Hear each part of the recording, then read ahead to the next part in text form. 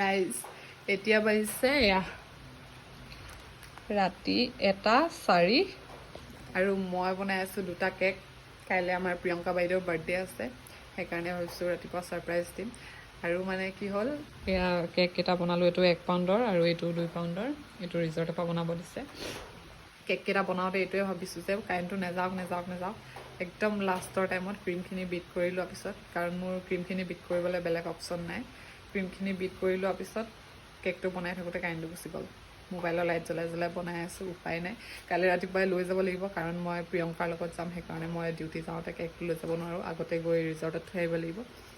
আৰু এয়া অলপ কিবা কিবি দিব আছে